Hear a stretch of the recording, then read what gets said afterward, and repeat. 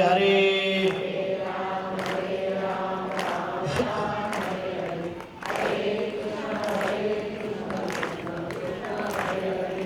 हरे राम हरे हरे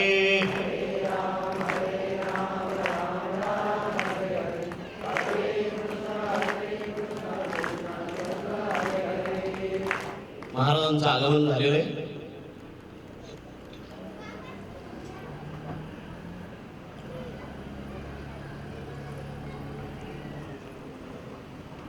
अरे कोणाचं बोलतात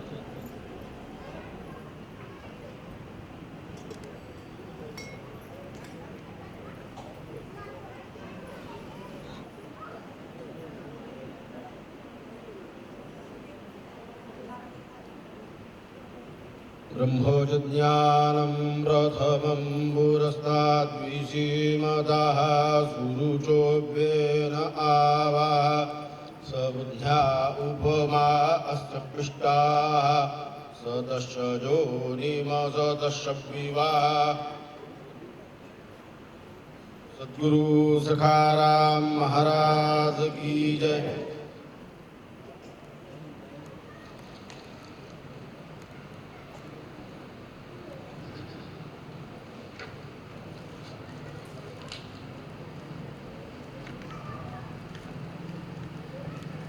गणनाथ सरस्वती रविशुक्र बृहस्पति पंचेतांसस्मरे नित्यं वेदवाणी प्रवर्तते. विनायकं गुरुं भानु ब्रह्मा विष्णुं महेश्वरान् सरस्वती प्रणदादौ सर्वकार्यार्थसिद्धये. मातृदेव भव पितृदेव भव आचार्य देव भव अतिथि देव भव. सर्वेभ्यो देवेभ्यो ब्राह्मणेभ्यो नमो नमः. गुरुर्ब्रह्मा गुरुर्विष्णु गुरुर्देवो महेश्वरा गुरुर्साक्षात् परब्रह्म तस्मै श्री गुरवे नमः. कुंडली वरदा हरिविठ्ठल श्री ज्ञानदेव सखाराम महाराज की जय. आज पुरुषोत्तम मासातला 5वा दिवस आणि उत्तम अशी तिथी पंचमी. आश्लेषा नक्षत्रासह मघा नक्षत्र परमपुण्य पवित्र मास. आजच्या सुमंगल मुहूर्तावर सद्गुरूच्या सान्निध्यामध्ये आपण सगळ्यांनी नाम जपाला आरंभ केला. संत हे नाम जपाचं महत्त्व समाजामध्ये का प्रेरित करता हा विषय आपल्या लक्षात आला पाहिजे. ज्ञान जगात खूप आहे, पण ज्ञान सगळ्यांना हे पेलवेल असा विषय नसतो. वैराग्यही जगात प्रस्तुत आहे, पण वैराग्यही सगळ्यांना पेलवेल असं नाही आहे. मग ज्ञान वैराग्य आणि भक्ती याच्या मधला मार्ग काढण्याचा प्रयत्न अनादी कालापासून संतांनी सुरू केलेला आहे. याच्यावर समर्थ रामदास आपल्या मनाच्या श्लोकामध्ये असं सांगतात मानवाला की जयाची येणे नामे महादोष जाती. जयाची येणे नामे महादोष जाती. जयाची येणे नामे गती पावजिती. जयाची येणे नामे घडे पुण्य ठेवा. प्रभाते मनी रामचिंतित जावा. सगळ्यांना समजणारा असा हा मनाचा श्लोक की ज्याच्या नामानं महादोष जातात. आता महादोष नेमके काय आहेत? मानव जन्मामध्ये येऊन ईश्वराच्याकडे दुर्लक्ष होणं हे महापाप आहे. दुसरं, द्रव्य, स्त्रीहत्या, बालहत्या, गोहत्या ही सगळी महापाप आहेत. अनुकूल परिस्थिती असून सुद्धा मातापितांची सेवा न घडणं हे सुद्धा महापाप आहे. प्रतिकूल परिस्थितीमध्ये यदाकदाचित जर नाही घडली तर आपल्याला पाप लागत नाही, पण अनुकूल परिस्थितीमध्ये जर आपल्याकडून मातृपितृ सेवा झाली नाही, आणि दुसरं महापाप असं आहे, अनुग्रहानंतर सद्गुरूची अवहेलना जर झाली तर ते महापाप आहे. अशी महापापांची योजना सुद्धा या भगवंताच्या नामानं जाते. म्हणून जयाची येणे नामे महादोष जाती, म्हणजे मोठे जे दोष आहे. मग आता हे दोष आपल्यामध्ये आले की आपल्यावर काय परिणाम होतो? शास्त्र असं सांगतं, आपण प्रत्येक उच्चारलेल्या वाक्यात या प्रकृतीमध्ये, प्रकृती म्हणजे पृथ्वी, आप, तेज, वायू, आकाश, चित्त, मन, बुद्धी आणि अहंकार, या अष्टविधा प्रकृतीमध्ये आपण उच्चारलेल्या शब्दानं आपल्या मागे वलय तयार होतं. मग आपण अभद्र शब्द उच्चारले तर दुश्चित वलय तयार होतं, आणि भद्र शब्द उच्चारले तर उत्तम वलय होतं. तुम्ही बघितलं असेल, संतांच्या मागे असं गोल वलय दाखवलेलं असतं आणि त्याचा रंग पांढरा असतो.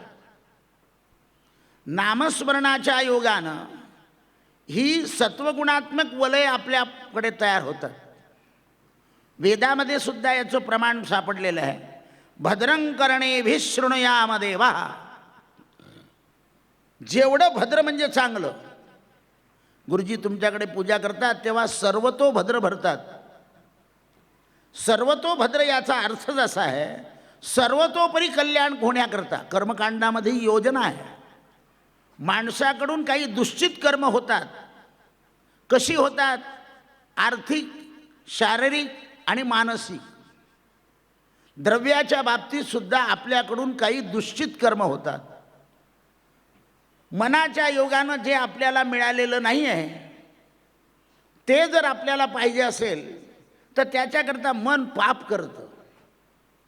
द्रव्य आणि स्त्री आणि संतती या तीन गोष्टीनं मनामध्ये पाप उत्पन्न होतं. याचा पुरावा सांगतो. महाभारतामध्ये दुर्योधनाचं वर्णन आहे.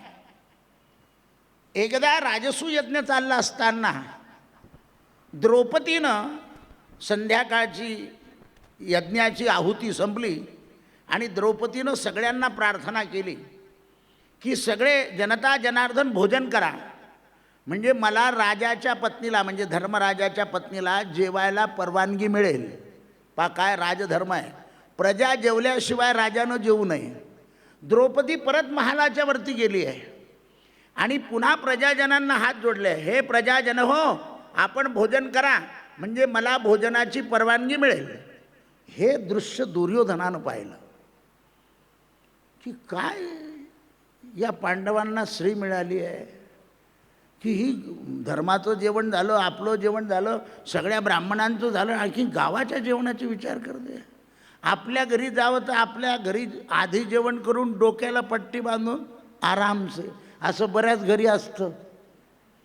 ज्या घरी असं दिसतं द्रौपदीसारखं, त्या घरच्या माणसाला आपल्या पत्नीचं वागणं पाहून तिथे मन खराब होतं. मला मुद्दा काय सांगायचा तुम्हाला, स्त्रीच्या ठिकाणी मन खराब होतं. अनुकूल स्त्री असली तर मन प्रसन्न असतं आणि प्रतिकूल स्त्री असली तर नेहमी कर्कशपणा असतो. आता धनाच्या ठिकाणी दुसऱ्याचं वैभव पाहिल्यानंतर साहजिकच रित्या मनामध्ये आपल्या प्राप्तीविषयी धनाने सुद्धा मन बिघडतं. आता तिसरं संतती. दुसऱ्याला अनुकूल पुत्र असतील तर त्या अनुकूल पुत्रांच्या त्यांच्या सेवा भावनेनं किंवा त्यांच्या वागण्यानं त्यांच्या आदर दिल्यानं आपल्याकडे जर तो आदर पुत्रांमध्ये नसेल तर तिथेही मन पाप करतं. ही 3 ठिकाणं अशी आहे की माणसाच्या मनाला मानसिक पापाचा जोर देतात आणि अशी पापं माणसाकडून होत असतात. या पापाचं वलय माणसाच्या मागे मागे तयार होते. म्हणून हे पाप घालवण्याकरता कायिक, वाचिक आणि मानसिक प्रमाण आहे बघा. आणि म्हणून आपण श्लोकामध्ये म्हणतो कायेन वाचा मनसेंद्रिया. कायेनं होणारं पाप, वाचेनं होणारं पाप आणि मना.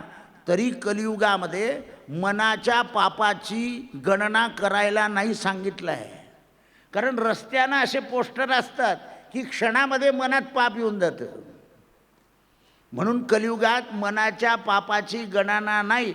जर मनाच्या पापाची गणना केली असती यमानं तर आपल्याला इथे जास्त दिवस राहताच आलं नसतं, लवकर जावं लागलं असतं.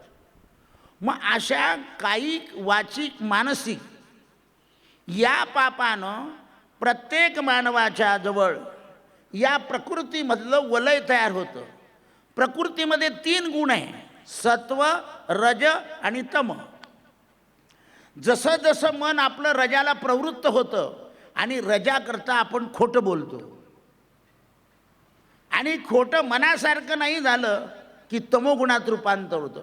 रजाचं आणि तमाचं, लाल रंग आणि काळा रंग एकत्र करून बघा, कुठेच वापरता येणार नाही.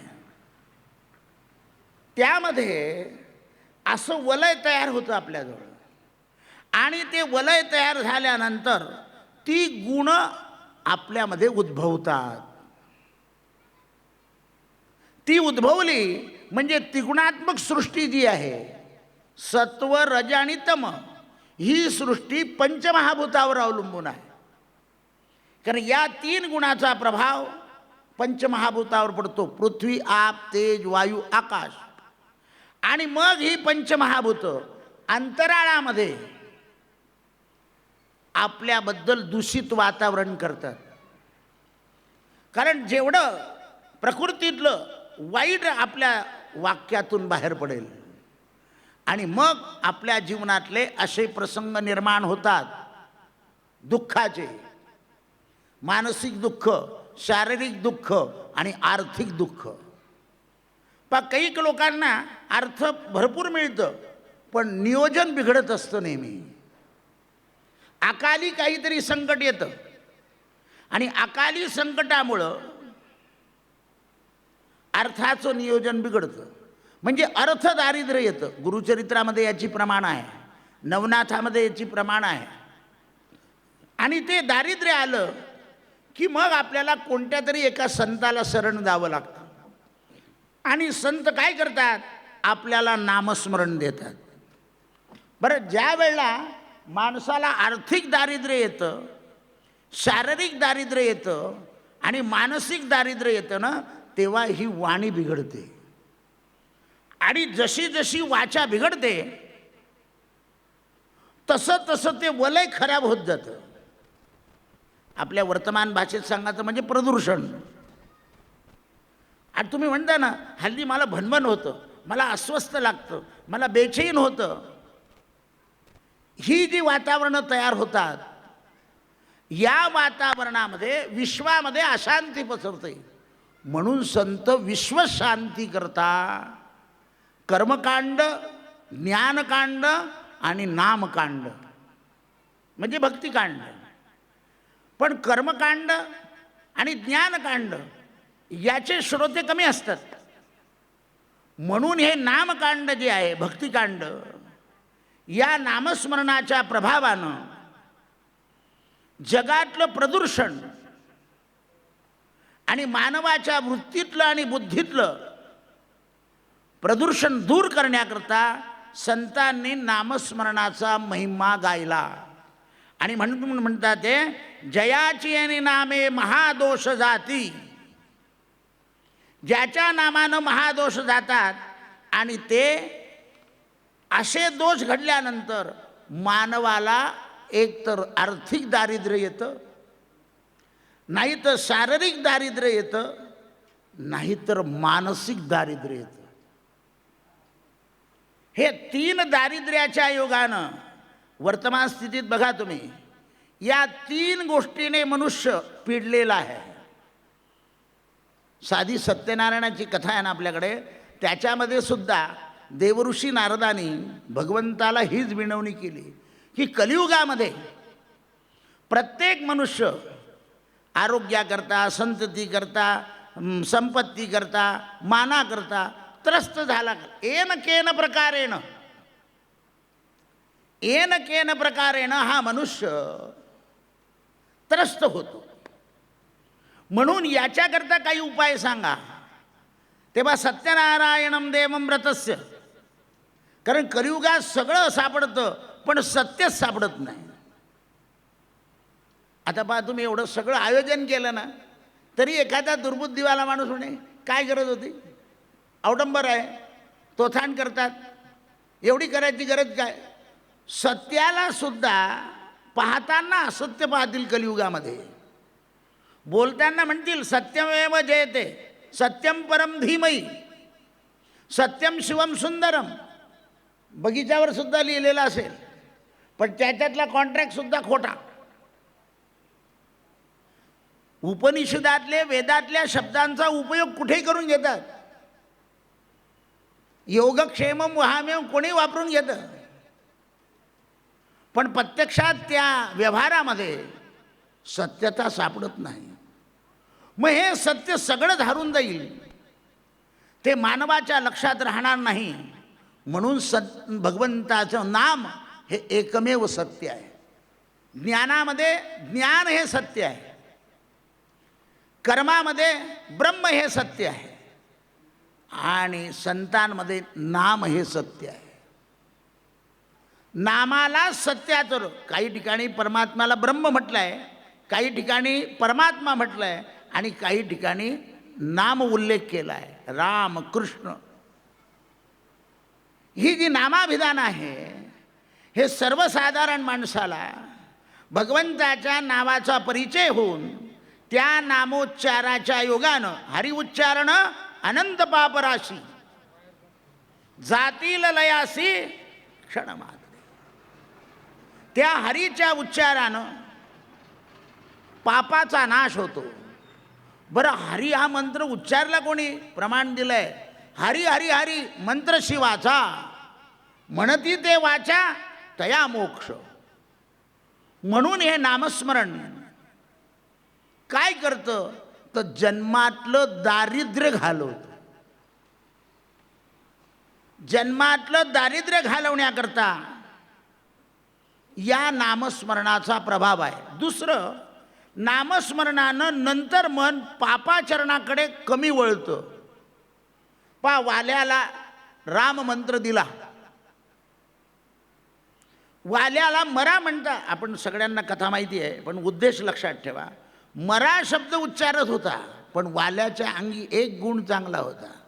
पापाची साक्ष नारदाला दाखवून दिली. 7 रांजणं पाप केलेलं आहे. आपण आपल्या गुरुला आपल्या चुका सांगत नाही, म्हणून बदल घडत नाही. त्याने सांगून टाकलं, ही 7 रांजणं माझी पापाची भरलेली आहे. काम, क्रोध, लोभ, मद, मत्स आणि दंभ याच्या योगानं होणारी पाप आहे. मग संतांनी काय केलं की बघ, तुला या पापाची फळं भोगण्यात भागीदार कोण आहे, त्याची कल्पना संपली आणि त्याने नामाला सुरुवात केली.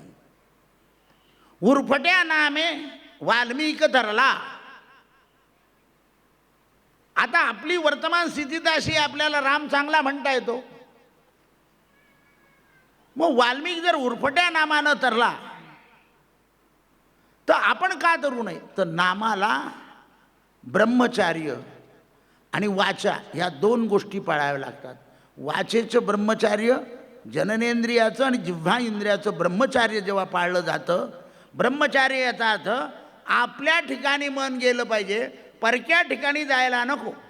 आपल्या धनावर, आपल्या संततीवर, आपल्या स्त्रीवर या ठिकाणी मन गेलं की मन स्थिर राहतं आणि स्थिर मनानं जप होतो. जप या शब्दाचा अर्थ असा आहे, जन्मातलं पाप जो घालवतो त्याचं नाव जप. माऊलीचं सुद्धा प्रमाण आहे, हरिजप करणे तुटेल धरणे प्रपंचाचे. प्रपंचाचं धरणं तुटून जाईल असं प्रमाण दिलं आहे. याचा अर्थ असा आहे की पापामुळे मन दूषित होतं आणि दूषित मन सेवा करायला घेतं, पण सेवेत सुद्धा पाप होतं मग. आणि दूषित मनानं केलेली सेवा, दूषित मनानं केलेलं जप हे ज्या प्रभावानं, ज्या प्रमाणानं आपल्यावर त्याने प्रभाव करायला पाहिजे त्या मानानं त्याचा प्रभाव होत नाही जपाचा. पहा, माऊली सुद्धा म्हणते अनंत वाचाळ बरळती बरड. म्हणजे जसं आपण जपाला लागू तेव्हा अमंगल शब्द बोलायचे नाही, आणि कोणी बोलत असलं तर ते ऐकायचे नाही, त्याला विरोध नाही करायचा. कारण त्याला विरोध केला ना तो आपल्या अंगाशी येतो. आपण विरोध नाही करायचा. का हो? नाही व या चर्चेत मला काही रस नाही. नम्र भाषेने सांगा, आपल्याला तो विषय नाही. कारण आपण जप करतो आणि या वाचाळ याच्यामध्ये आपल्या मनाची, बरं असं आहे, वाचाळपणानं मनाची शक्ती कमी होऊन जाते. मन भित्र होतं आणि मन भित्र झालं की मग आणखीन पाप घडतं. काय घडतं? पाप घडतं. आणि जसं जसं पाप घडत जातं तसा तसा मनुष्य अपवित्र होत जातो. म्हणून मनातून दृष्टभाव जर आपल्याला काढून टाकायचा असेल, आपल्या मनामध्ये दृष्टभाव येऊ द्यायचा नसेल, तर मना पावना भावना राघवाची. हे मना, नेहमी तू राघवाची भावना करून ठेव. सदोदित भावना करायची.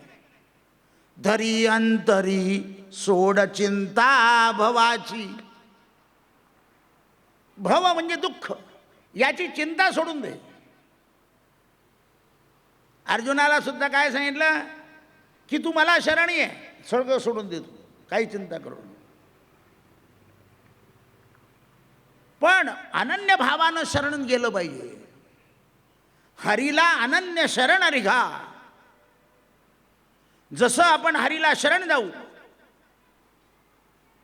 त्याप्रमाणे आपला भाव आणि भावाबरोबर मन शुद्ध होतं. आणि मन शुद्ध झालं हे कसं ओळखायचं? ते काही उघडून पाहता येत नाही किंवा काही त्याला टेस्टरने लावून पाहाल तर आपलं मन, तुमच्या तोंडात मधुर वाणी आली की समजायचं की आपलं मन शांत होतंय. एखाद्याने क्रोधून जरी बोलला तरी आपलं मधुर वाणीनं बोललं पाहिजे. जेव्हा मधुर वाणी आपल्या तोंडातून बाहेर पडते तेव्हा समजायचं आपलं मन शुद्ध व्हायला लागलंय. मनाची परीक्षा आहे. ज्या वेळेला आपण मनाची परीक्षा घ्यायची असेल तर तोंडातून अभद्र बाहेरच पडत नाही. पहा, कुंतीनं द्रौपदीला जेव्हा दुःशासनानं ओढलं तेव्हा कुंती म्हणाली होती की तुमचा नाश होईल, तर गांधारी म्हणाले असा श्राप देऊ नको, तरी द्रौपदी थांबून गेली. आता गांधारीला काही अधिकार नव्हता तसं पाहिलं तर, पण आपली सासू सांगते आहे म्हणून द्रौपदी थांबून गेली. कारण मुळात द्रौपदीच्या मनात पाप नव्हतं म्हणून अभद्र शब्द निघू दिला नाही परमात्माने. नाही तर त्या दिवशी जर द्रौपदीने श्राप दिला असता ना तर कौरवांचा एका क्षणात नाश झाला असता. पण द्रौपदीचं मन शुद्ध होतं. द्रौपदीचा द्वेष कौरवांनी केला, गांधारीने केला, पण द्रौपदीने केला नाही. जेव्हा आता द्रौपदीचं मन शुद्ध का झालं तर सारखं ईश्वराला धावा करून करून जसे जसे दुःखाचे प्रसंग व्हायचे तसे तसे द्रौपदी देवाचा धावा करायची आणि देवाच्या धाव्यानं मन शुद्ध झालं. आता आचरण सुद्धा अगदी पवित्र होतं. जसं आपण नामस्मरण केलं की आपलं आचरण पवित्र होतं आणि त्याच्या योगानं मन, इंद्रिय आणि वाणी त्रिशुद्धी होते आपली. आता तुम्ही जो जप करताय ना 3 दिवस, तर याच्याने तुमचं काया, वाचा आणि मन ह्या तिघांची शुद्धी होणार आहे. हरिपाठ कीर्ती मुखे जरी गाय, पवित्रची होय देह त्याचा. मग आपल्या देह पवित्र करण्याकरता आपण हा जप करतो असा मनामध्ये भाव ठेवला पाहिजे. भाव ज्याचे गाठी त्यास लाभ उठा उठी प्रमाण आहे संतांची प्रमाण आहे. पण नामावर दृढ विश्वास असायला आपल्याला सद्गुरूचा पाठपुरावा ठेवावा लागतो. सद्गुरूला स्मरून नामस्मरण करावं लागतं. सद्गुरुनाथ माझे आई मजला ठाव द्यावा पायी. एकदा माधवनाथ महाराज पारोळ्याला आले होते. तर एक पारोळ्याला त्यांचे भक्त होते. आता तुमच्याकडे पंखे आहेत, पण त्यावेळा पंखे नव्हते. तर एक पारोळ्याचा शिष्य माधवनाथांना रुमालाने हवा घालत होता. उन्हाळ्याचे दिवस, वाऱ्याने हवा, रुमालाने हवा घालण्याचं जोर किती असतो आपल्याला माहिती आहे. त्या वारा घालणाऱ्याच्या मनामध्ये असं आलं की आज एवढ्या पारोळ्या गावामध्ये महाराजांचे अमुक शिष्य आहे, इतके शिष्य आहे, पण यात आपलं भाग्य आज. एवढं त्याच्या मनात आल्याबरोबर माधवनाथाने सांगितलं की खाली बसून जा. आता तो ग्रस्त रडायला लागला आणि माधवनाथांच्या चरणावर पडला, महाराज मला पुन्हा आज्ञा करा आणि वारा घालू द्या. म्हणाले तुझ्या मनात काय आलं तर ते लोकांना मोठ्या तोंडाने सांग. त्याने सांगितलं की तुमच्याकडे पाहता पाहता माझ्या मनामध्ये असं आलं होतं की आज सगळ्यांमध्ये मी भाग्यवान आहे. एवढं माझ्या मनात आल्यावर महाराजांनी मला खाली बसवलं. आता तुम्ही म्हणाल ते महाराजांनी का कबूल करून घेतलं, तर शिष्याची पापं तात्काळ संपवायची असतात गुरुला. कारण जर अशी त्याची मनात पापं येत राहिली अहंकाराची, तर त्याच्यावर जपाचा परिणाम होणार नाही. म्हणून एवढ्या सगळ्यांच्या समोर तो अनुभव घडवला. माधवनाथ माझे आई मजला ठाव द्यावा पायी. महाराजांचं भजन सिद्ध झालं. ज्या वेळेला सद्गुरूचा आपण पाठपुरावा करतो त्यावेळेला सद्गुरू आपल्याकडून होणारी अशी जी कायिक, वाचिक, मानसिक पाप आहे त्या पापाला नामस्मरणाच्या योगानं रोखून धरतात. आणि असं नामस्मरण आपण केलं की त्या नामस्मरणाच्या योगानं पाप जातात. आता मानव हा महान पदाला पोहोचत असतो. जसा जसा जप करतो तसं मानवाला मोठं पद मिळत जातं.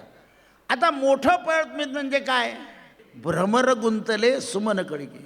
या प्रक्रियेतून जर तुम्ही ईश्वराला बाजूला काढून टाकलं योग प्रक्रियेतून, तर तो योग तुम्हाला शेवटपर्यंत उपयोग देणार नाही.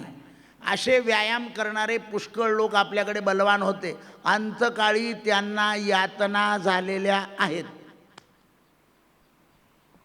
या प्रत्येक याच्यामध्ये ईश्वर हा भाव असला तरच त्याची फलश्रुती आपल्या पदरी प्राप्त होते. म्हणून कोणी त्या योगातला ईश्वर काढला असेल तर आपण मात्र त्यातला ईश्वर काढायचा नाही. कारण तो ईश्वरात्मक भाव जर केला, चांगदेव महाराज मोठे योगी होते, पण सद्गुरूला शरण गेल्याशिवाय काय परिस्थिती झाली. चांगदेव महाराज व्याघ्रावर बसून गेले. जेव्हा पैठणला महाराजांनी रेडा वदवला त्यावेळा ती वार्ता मुक्ताईनगरला जाऊन ब्राह्मणांनी चांगदेव महाराजांना सांगितली आणि चांगदेव महाराजांच्या मनात 1400 वर्षाच्या योग्याच्या मनामध्ये ईर्ष्या उत्पन्न झाली की एवढे लहान मुलं एवढ्या लहान वयामध्ये असा अनुभव कसा दाखवतात. म्हणून व्याघ्रावर बसून आळंदीला गेले असताना भिंत चालवून दाखवली. लोक त्याच्यावर टीका करतात. बरं, भिंत चाललेली आहे, चालते असं नाही ते. ती जी योग प्रक्रिया आहे ती अशी बलवान आहे की या गोष्टी होतातच. चांगदेवांचं गर्वहरण झालं. ज्ञानोबांनी दुसऱ्याला भिंत चालवून दाखवली नाही, फक्त चांगदेवालाच दाखवली आहे, इतरांना नाही दाखवली. चांगदेव महिनाभर ज्ञानोबांजवळ राहिले पण प्रवचनाचा अनुभव येईना. त्यावेळेस चांगदेवांना ज्ञानोबांनी पुष्कळ वेळा समजावून सांगितलं. शेवटी चांगदेवांनी पाय धरले ज्ञानोबाचे. त्यावेळा ज्ञानोबा म्हणाले की बघ, तुझ्यावर कृपा करेल पण तुला एक बळी द्यावा लागेल. आता ज्ञानेश्वरीतली भाषा गुढ आहे. चांगदेवांना वाटलं की कोणाला तरी मनुष्याला बळी द्यावं, पण कोण बळी यायला तयार होतं. तर ज्या वेळा वेळ आली तेव्हा चांगदेवच खाली मान घालून आले. ज्ञानेश्वरांनी विचारलंय, का रे बळी आणला नाही? म्हणाले मीच बळी आलो. अरे म्हणे तोच तर पाहिजे मला. तेव्हा कृपा झाली. 1400 वर्ष एवढा सगळा अनुभव चांगदेवांजवळ तयार होता, पण मनातील ईर्ष्या, दुसऱ्याचं वैभव पाहून मनामध्ये ईर्ष्या उत्पन्न झाली आणि ईर्ष्येनं ज्ञान पचलं नाही. राग, द्वेष, ईर्ष्या आणि भय हे ज्ञानाचा समूळ नाश करून टाकतात. मग ही ज्ञान समजण्याकरता पूरक असं काहीतरी केलं पाहिजे. म्हणून संतांनी भगवंताच्या नामाची जोड लावलेली आहे. आणि ते नाम म्हणून संत गावोगावी नाम संकीर्तन लोकांकडून करवून घेतात. जसं जसं नामस्मरण होतं तसं तसं मनातलं आणि वाणीतलं पाप बाहेर पडत जातं. मन शांत होतं आणि समाधान प्राप्त होतं. आता हा समाधान शब्द आहे बघा, अगदी साधा आहे, सगळ्यांच्या परिचित आहे. पण आम्ही भजनात सुद्धा म्हणतो, झाले समाधान आता उठावे ते मना. पण समाधानासारखी परिस्थिती जर नाही मिळाली तर मनुष्य बेचैन होतो. मग तर समाधानामध्ये पहिलं अक्षर स आहे. ज्याला समाधान पाहिजे त्याने शरीरामध्ये सत्वगुण वाढवला पाहिजे. सत्वगुणानं समाधान होतं. रजोगुणानं जगात कोणाचंही समाधान झालेलं नाही. रजोगुण कामक्रोधाला प्रेरक आहे. म्हणून शरीरामध्ये सत्वगुण वाढला पाहिजे. धर्माचरण झालं पाहिजे. काय धर्म आहे? सत्य धर्म आहे, परोपकार धर्म आहे, परपीडा पाप आहे. सत्याचं आचरण झालं पाहिजे. ज्या वेळेला सत्याचरण होतं, धर्माचरण होतं. आणि तिसरं अक्षर आहे मर्यादेनं चाललं पाहिजे. म्हणून राम अवतार हा मर्यादित अवतार आहे. म्हणून त्याला मर्यादित पुरुषोत्तम. राम मंत्र काय करतो? तो जीवन मर्यादेच्या पलीकडे जाऊ देत नाही. आत्ताच मी गाडीत येताना पोरांना सांगितलं की चैतन्य महाप्रभूनं हरे राम मंत्र हा त्या भागामध्ये का घेतला, तर त्या भागामध्ये ज्ञान प्रकाश कमी आहे. आणि हरे राम मंत्र असा आहे, शुची वा असुची, तुम्ही पवित्र असा या अपवित्र असता, कोणत्याही काळी म्हणू शकता हरे राम राम राम हरे हरे. हरे स्नान हो अथवा न हो, संकीर्तन नावाचं उपनिषद आहे. त्या उपनिषदामध्ये त्याचं रहस्य दिलेलं आहे. काही त्याला दोषच लागत नाही. सर्व जीवांचा उद्धार करणारा मंत्र आहे. आणि कलियुगात लोकांना तर सवलतच पाहिजे. आणि म्हणून या मंत्राचा प्रभाव लोकांवर फार पडला, चैतन्य महाप्रभूचा, श्रीपाद प्रभुपादांचा. कारण म्हणून पहा, तिकडे तिकडे पहा तुम्ही, हरे राम राम राम हरे हरे, हरे कृष्ण चालतं. प्रभाव कसा पडतो. आणि त्या मंत्रानं 16 अक्षरानं आपले इंद्रिय जी आहे ते शुद्ध होतात. न म्हणजे निष्ठा, सत्वगुण, धर्म, मर्यादा आणि निष्ठा या 4 गोष्टी जीवनात आल्या की समाधान. नाहीतर व्यावहारिक समाधान पहा, द्रव्यानं, पैशानं, कपड्यानं, लत्त्यानं, मानानं समाधान होत नाही. शरीरामध्ये जसा सत्वगुण असेल, शरीर जसं मर्यादेचं पालन करत असेल, शरीर मर्यादेत चालत असेल आणि मनाची ईश्वरावर निष्ठा असेल, त्याच त्या जीवनात समाधान प्राप्त होतं. नाहीतर समाधान प्राप्त होत नाही. काही काही लोकांना अनुकूल परिस्थितीत समाधान प्राप्त होतं आणि काही लोकांना प्रतिकूल परिस्थिती असली तरी समाधान प्राप्त होतं. त्याचं कारण असं आहे की त्याच्या मागे नामाचं वलय तयार झालं आहे आणि त्याच्या तोंडातून अभद्र शब्द पडत नाही. कारण कलियुगामध्ये दुरात्मे फार आहेत. हे मुळामध्ये कलियुग, आणि या कलियुगामध्ये दुरात्मे, पवित्र आत्म्यांचा संग लवकर घडतच नाही. कारण पवित्र आत्मे समाजाच्या प्रदूषणामुळं लांब राहतात. मग संत महात्मे काय करतात. आपण आहोत जीवात्मा, ईश्वर आहे परमात्मा आणि संत आहे महात्मा. जीवात्मा आणि परमात्मा यांचा समन्वय घालतो महात्मा. आपण सगळे जीवात्मा आहे. आपल्याला परमात्म्याला पाहायचं आहे, पण परमात्म्याला पाहण्याकरता महात्मा असावा लागतो. महात्मा होणं सोपं नाही आहे. ज्याच्या जवळचं सगळं वलय नष्ट झालेलं आहे आणि फक्त सत्य एकच वलय राहिलेलं आहे, असाच महात्मा होतो.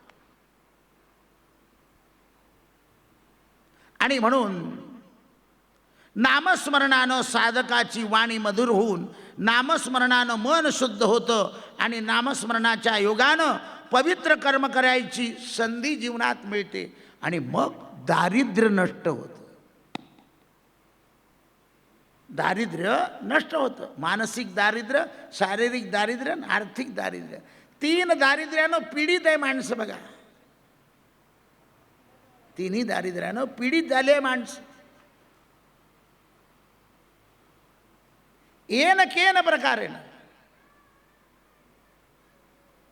मग म्हणून संतांनी आपल्याला राम आणि कृष्ण या मंत्राचा जप दिला आहे. राम कृष्ण हरी.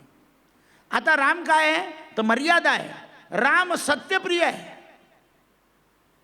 राम सत्यप्रिय आहे. आणि कृष्ण काय आहे, प्रेम आहे. मग सत्य आणि प्रेम यांचा समन्वय म्हणजे रामकृष्ण हरी आहे.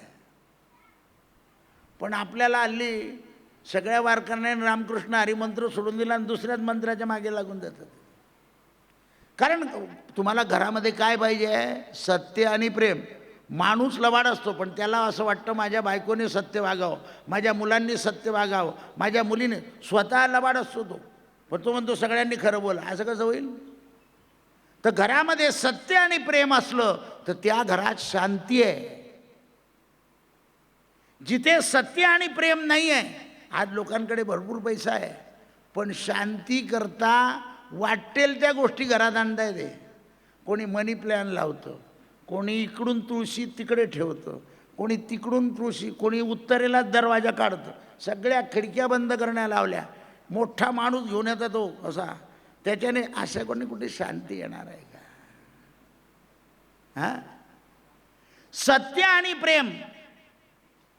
घरात सगळ्यांनी सत्य बोललं आणि प्रेमानं राहिलं, त्या घरात शांतीच शांती. दशरथ राजाच्या घरी केवढा राजमहल होता. 4 पुत्र जन्माला येणार होते, येत होते, पण शांती करता वशिष्ठाच्या आश्रमात जावं लागत होतं. ताण झाला की वशिष्ठाच्या आश्रमात काय होतं? झाडं झुडपं फळं.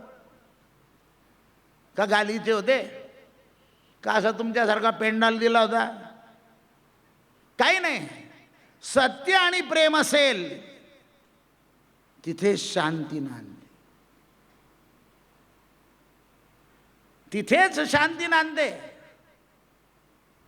मग हे मंत्र काय करतो? नाममंत्र जप कोटी जाईल पाप.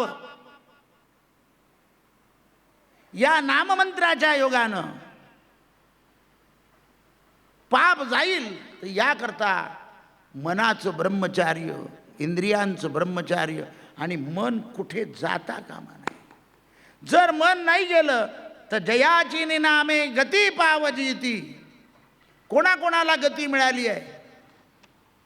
ध्रुवाला मिळाली, प्रल्हादाला मिळाली, अजामिळाला मिळाली, अनेकांची उदाहरण आहे. मग गती पावजेती, कशी गती मिळाली पाहिजे? तर गती आणि दुर्गती. गती म्हणजे निष्काम भावना झाली पाहिजे, आणि दुर्गती म्हणजे वासना शिल्लक राहिली. वासना जर शिल्लक राहिली तर दुर्गती होणार आहे, आणि वासना नष्ट झाली तर सद्गती मिळणार आहे. जयाची नामे घडे पुण्य ठेवा. नामस्मरणाच्या योगानं पुण्य वाढत जातं. म्हणून तुमच्याकडून कोटी कोटी जप करून घ्यायचं आहे 3 दिवसामध्ये.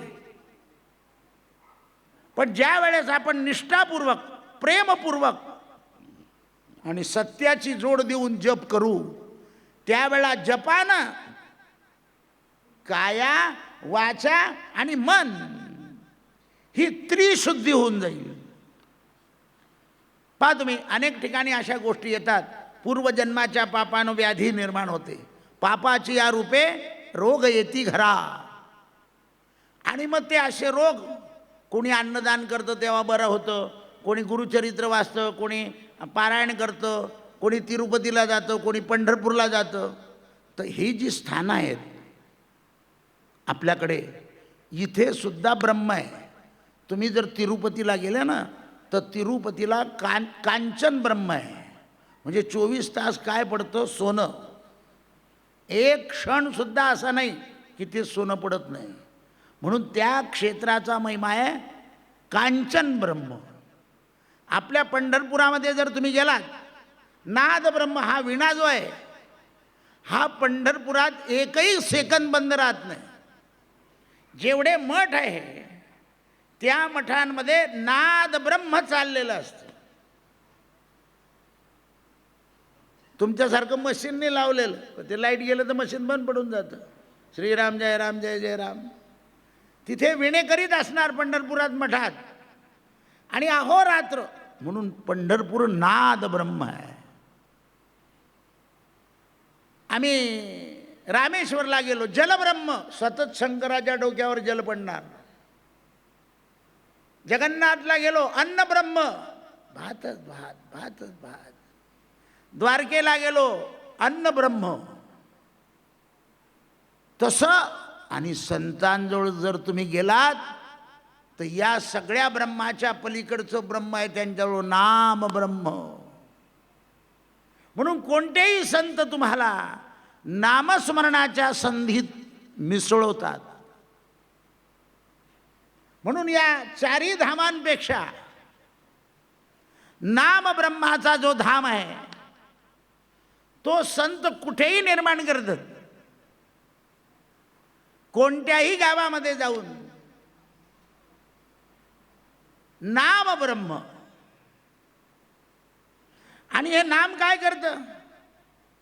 तर नामाप्रती अन्य साधन नाही तुझे. घडे पुण्य ठेवा, पुण्याचा ठेवा वाढवतो. आणि कोणता? अनंत जन्माचा. बहुत सुकृताची जोडी म्हणून विठ्ठल यावडी.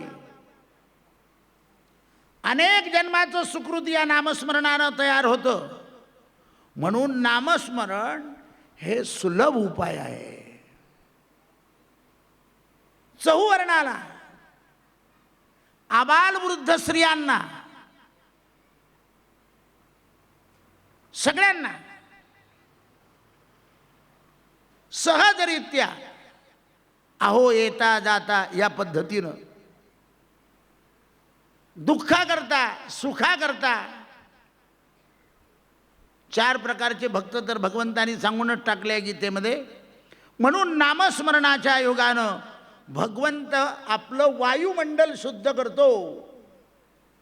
आणि वायुमंडल शुद्ध झालं की आपल्याला शांती मिळते. काय मिळते? शांती मिळते. वायुमंडल अशुद्ध कशानं होतं बघा? अभद्र बोलल्यानं, अभद्र खाल्ल्यानं, अभद्र ऐकल्यानं. या अभद्रानं वायुमंडल शुद्ध. म्हणून नामस्मरणानं संत जगाचं वायुमंडल शुद्ध करण्याचा प्रयत्न करते. नाम हे ब्रह्म आहे आणि त्या ब्रह्माची साधना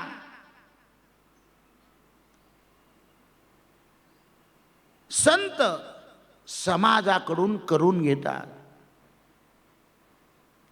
त्यामुळं काय होतं?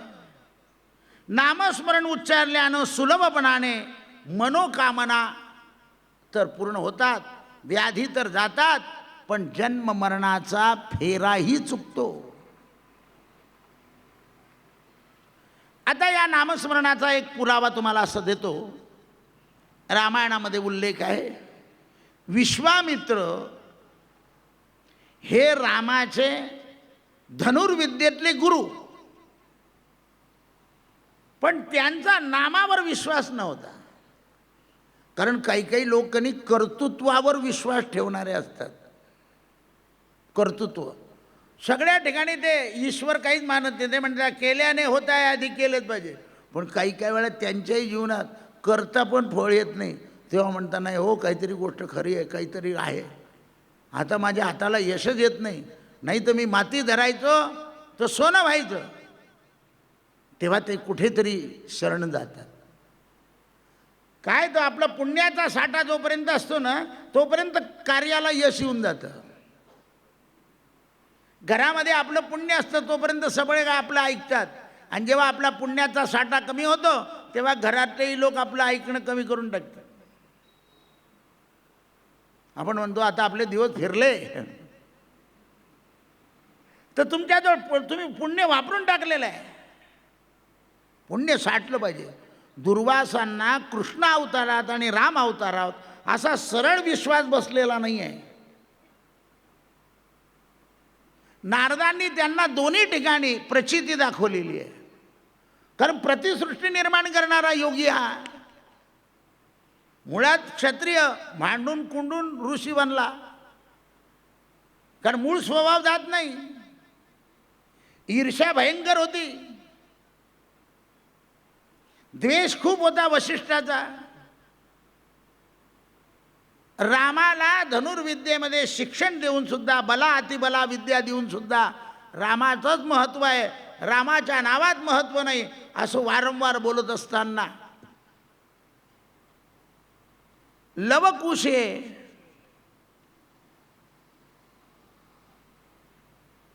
वाल्मिकांच्या घरी असताना दुर्वास गेले आणि वाल्मिकांना सांगितलं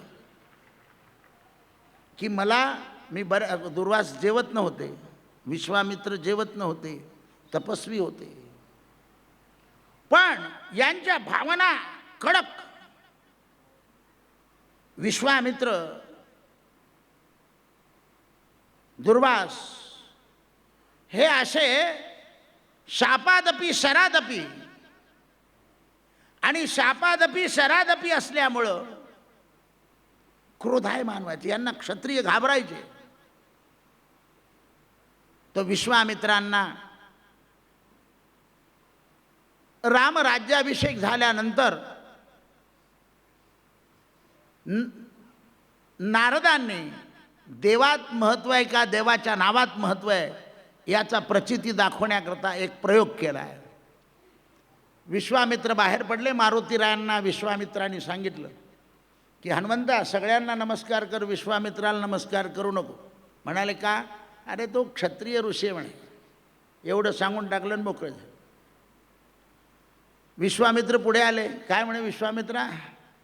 राज्याभिषेक झाला. म्हणाले हो मी होतोच. अहो म्हणाले तुम्हाला मारुतीने नमस्कार केला नाही. विश्वामित्रांना एकदम क्रोध आला आणि रामाकडे गेले. रामाला सांगितलं की तुझ्या राज्यात माझा अपमान. म्हणे कोणी केला? म्हणे हनुमंताने. आणि तत्पूर्वी चिरंजीव भाऊ आशीर्वाद दिला होता हनुमंताला. आली पंचायत, संघर्ष उभा राहिला. म्हणाले ज्याने केला अपमान त्याला उद्या देहांत प्रायश्चित्ताची शिक्षा देईल, कारण राजगादी आहे ती. मारुतीरायानं नारदांकडे पाहिला. म्हणजे काय घाबरतो रामाला? राम से बडा राम का नाम.